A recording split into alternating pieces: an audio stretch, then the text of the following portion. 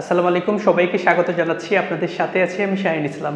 আজকে আমরা কিছু আজব এবং কিছু অজানা প্রিপোজিশন নিয়ে কথা বলবো। আমরা বলছি কিছু আজব প্রিপোজিশন এবং কিছু অজানা প্রিপোজিশন।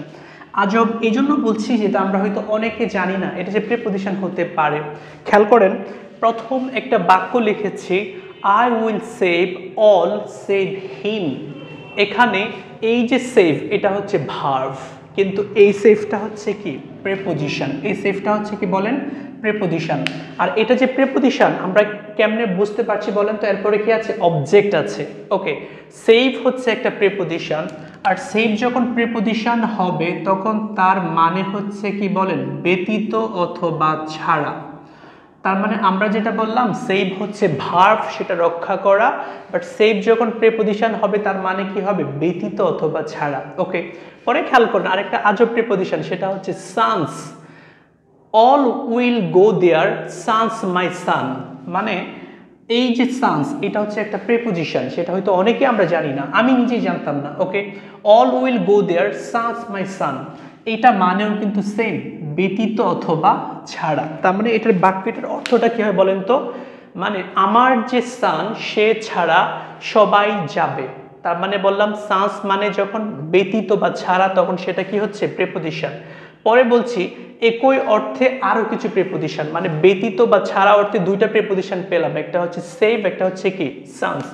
আরো যেটা হয় সেটা হচ্ছে বাট, আরো যেটা হয় সেটা হচ্ছে বার্ডিং, আরো যেটা হয় সেটা হচ্ছে অ্যাকসেপ্ট, আরো যেটা হয় সেটা হচ্ছে উইদাউট। আমরা সবাই একটা জানি সেটা হচ্ছে উইদাউট। তার মানে ব্যতীত বা ছাড়া অর্থে আমরা প্রিপোজিশন পেলাম 7টা। খেয়াল করেন, বাট, বার্ডিং, অ্যাকসেপ্ট, উইদাউট, তারপরে বললাম সান্স, তারপরে মানে কি বললাম? সেভ। এই সবগুলা প্রিপোজিশন, সবগুলা মানে ব্যতীত অথবা কি ছাড়া।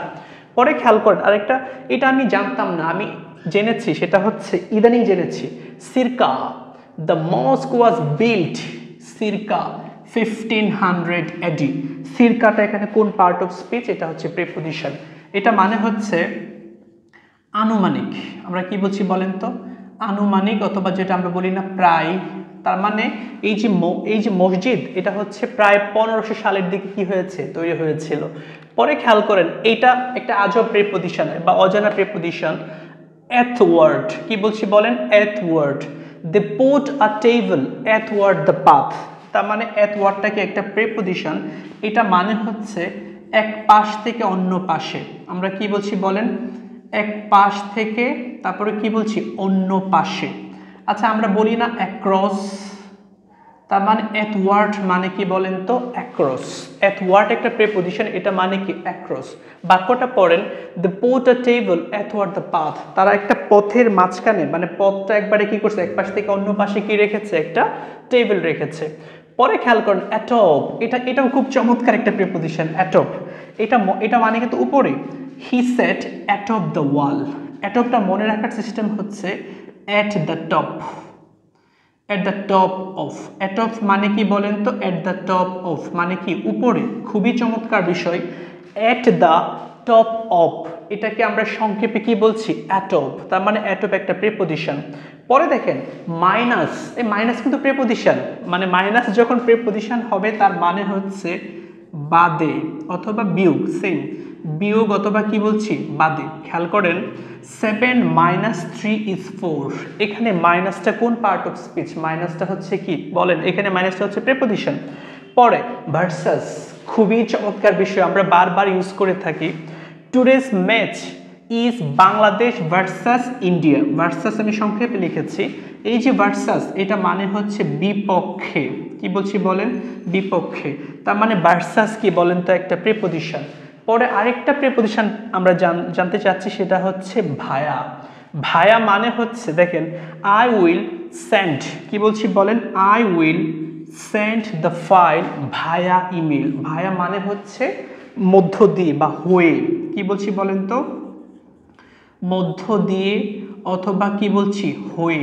খেয়াল করবেন বাসের সামনে লেখা থাকে, যেমন ঢাকা থেকে নেত্রকোনা যাবে, মাঝখানে লেখা থাকে ভায়া ময়মনসিংহ। তার মানে ভায়া মানে কি? মানে এটা ময়মনসিংহ হয়ে যাবে, তাই তো? সর্বশেষ যেটা জানতে চাচ্ছি, আন্ডারনিথ কি বলছি বলেন?